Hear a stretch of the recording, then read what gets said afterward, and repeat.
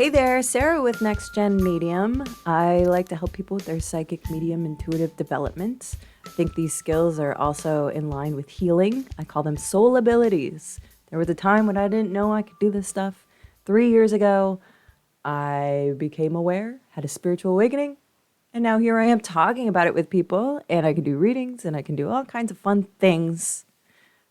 And I've gotten to know myself in a much deeper way than I ever could have without this stuff. So what I like to do is I like to go to Reddit. I like to see the kind of questions that are in the subreddits of spirituality or psychic or medium. See if there's any questions that I could expand upon and bring to people who are interested in doing this stuff, or maybe have already started the adventure of checking out this stuff for themselves. And so if you have just started this journey, something you will come to understand is, first of all, there's this beginning phase where a couple of things happen. Maybe there are readings you do or meditations you have, and there's pieces of information that come up that are pieces of information you had no idea about before the reading or the meditation that become confirmed as truth. You know you didn't know that information before. It came through in this supernatural kind of way, and it seemed so easy. It came out of nowhere. And you realize, oh my God, wait a second. This stuff could be for real. I'm not 100% positive, but I'm really entertaining the idea. And so that like perpetuates your need to want to know. And so the more times you visit, the more times you're setting a gauge as to where you need to be in your mind, what you're paying attention to, feeling the sensations in your body, and all the other soul senses that go along with understanding your psychic, intuitive, and mediumship stuff. All the messages that are in there, the truth that's in there. And so you're dialing in where it is. Now, that's to preface this question, because once you get to a point where you're feeling like, damn, this stuff's for real, I think this is my new reality. You start going on a journey where your expectations of finding that sweet spot, your expectations are that sweet spot is never going to change. Let's go. So this is a heads up if you're going into the journey to understand that that sweet spot is sometimes a moving target. So let's look at this question. We are in the subreddit of Psychic. It's titled Psychic Interference. So here's what the person says. So I've been doing readings for a while now. In a practice, I would pull out a tarot card, tarot. I don't know how it's said. I know what they are. Keep it face down and channel messages through to try and guess the card. Excuse me, it's my coffee. I would say 70% of the time I would be almost spot on. 85% of the time messages relevant to the card would come through. This is great. Recently I'm getting very vivid psychic messages, but during the exercise, I'm not accurate at all. I've noticed that it's like I'm living a separate reality from my spirit. The best way to put this is, I am awake, but my psychic abilities are out of sync with the world. I was very good at giving readings, but now my confidence has taken a dip and I'm currently refraining from offering readings. Please help me, folks. Thanks. Oh, I've got a couple things here. So one, going off of what I mentioned before I brought this to you, I know for myself, I've experienced this. I don't use tarot cards, or whatever. But when you start giving readings and you're doing it for a long period of time, say you're doing readings for 2 or 3 months, there almost seems to be an evolution that takes place that almost feels like an immediate switch. And you can notice it in one reading, like things are way off. How things are coming through differently. And the references that I had built up in the language I had created as to what symbols meant what, I feel like I've started from square one all over again. So this is to say that I understand this experience, and I think there's a couple things here. One is I think you tap into it so much that it starts evolving. It starts getting more abstract. And the only way that I can make sense of that is we are tapping into information in a way, first of all, that is really hard for people to accept because there isn't a science to understand what's happening. So we don't have that validation already with us when we decide to take this journey and move forward with our getting to know our psychic, intuitive mediumship abilities. So we already have that as a problem. 2, we are humans trying to understand information that can only be understood by the experiences we've had here on this earth plane. Information could be much more greater, grander, if we understood the different dimensions and all kinds of other possibilities of where that information comes from. So for us human beings to even accept that the information we're going to receive, we're always going to understand, is belittling of this bigger, grander, I don't know, source or God or information highway, whatever it is. There's only so much humans can understand of it. But I think the more you exercise it and you're kind of going in that separate space of going back and forth with the spiritual plane and the earth plane, there does become an evolution of how much more you can understand of that plane, because it is like two separate places, two different realities.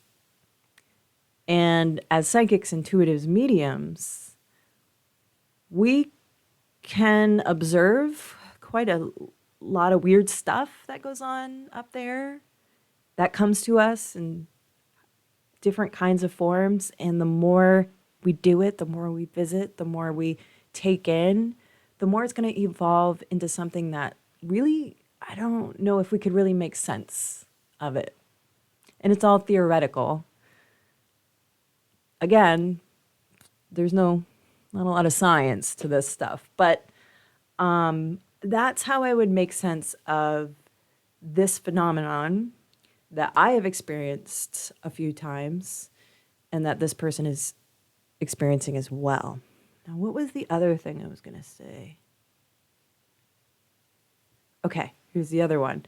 This is where I actually have to do a quick Google here. I hope. Yes. Okay. So the other thing I would consider is that maybe at first you felt like you were really right on. This is subjective because what you can interpret as that was pretty good could be different from when you first start out to months, years down the road.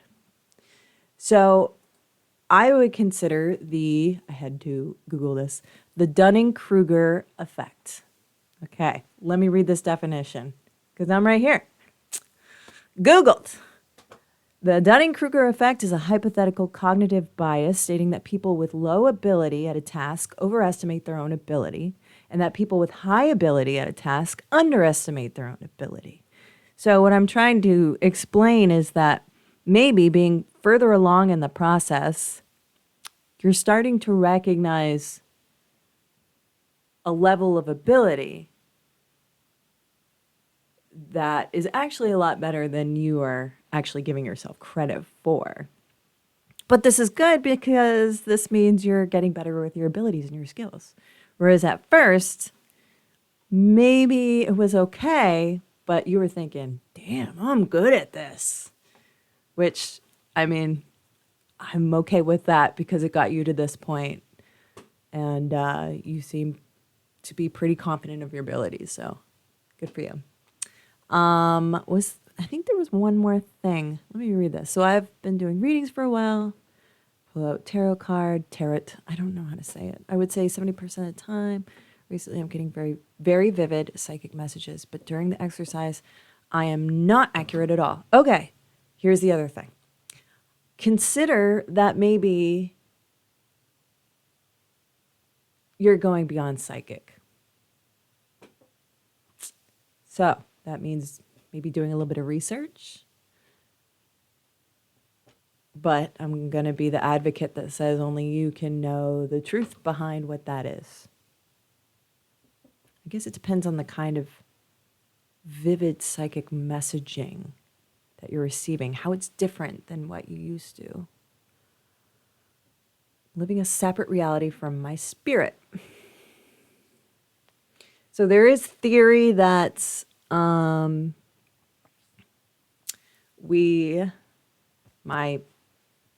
okay, how do I explain this?